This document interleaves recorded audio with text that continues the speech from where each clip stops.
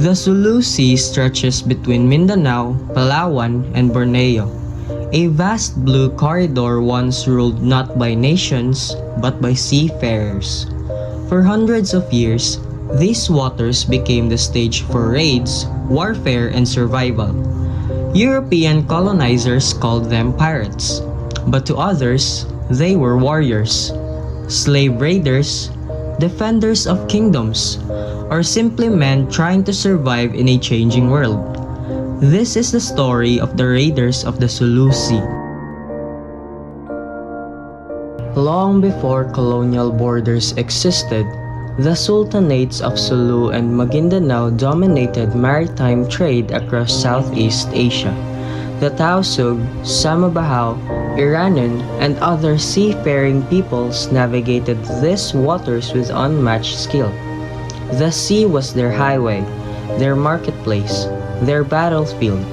Chinese ceramics, spices, pearls, weapons, and slaves moved through these routes. And where wealth traveled, conflict followed.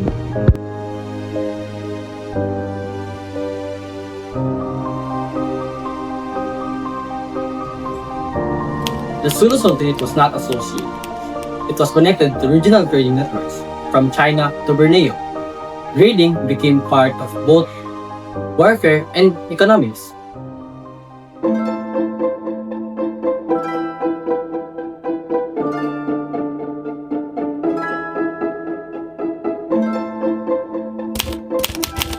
By the 18th century, raiding intensified. Iranan and Balangigi fleets launched swift attacks across coastal settlements in the Visayas, Luzon, and nearby territories. Entire villages vanished overnight.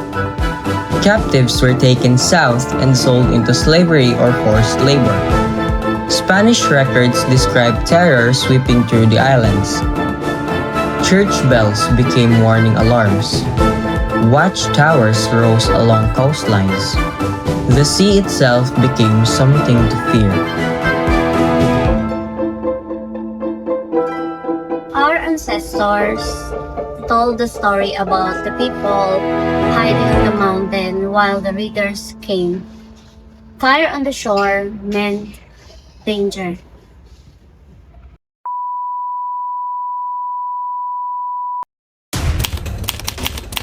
The raiders' greatest weapon was mobility. Their vessels, vintas and war prahus, were fast, shallow, and deadly. Powered by sails and dozens of rowers, they could strike coastal towns before colonial forces could respond.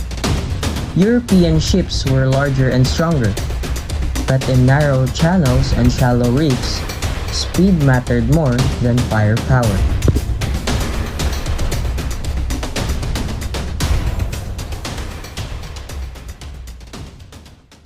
These fleets understood the sea and the navy. They knew currents, knew seas, hidden passages. That knowledge gave them a tactical advantage.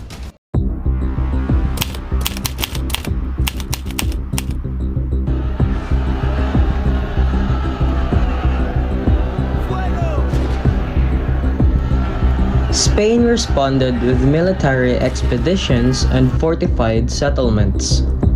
Forts rose across Mindanao and the Visayas. Gunboats patrolled dangerous waters, but controlling the Sulu Sea proved nearly impossible. The raids continued for generations. For the Spanish Empire, these attacks threatened colonial rule. For the sultanates, resistance against foreign powers became part of their identity. The conflict transformed the region forever.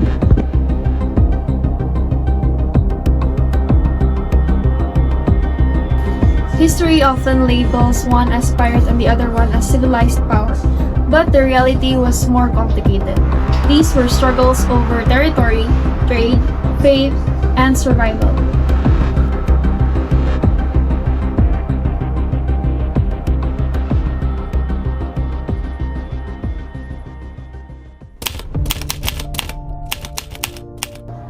Thousands were captured during the centuries of raiding.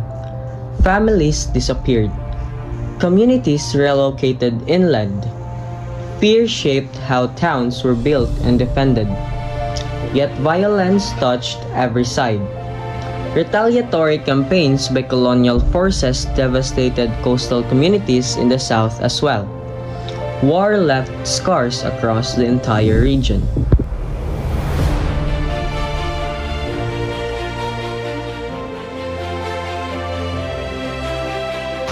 The story stayed with families. Even today, people remember warnings passed down from generations to generation.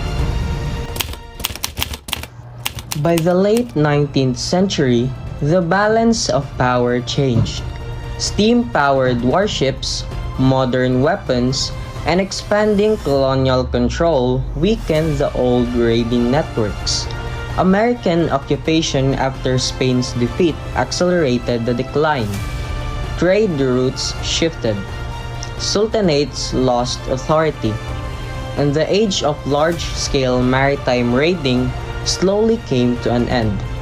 But the memory of the raiders of the SULU Sea never disappeared.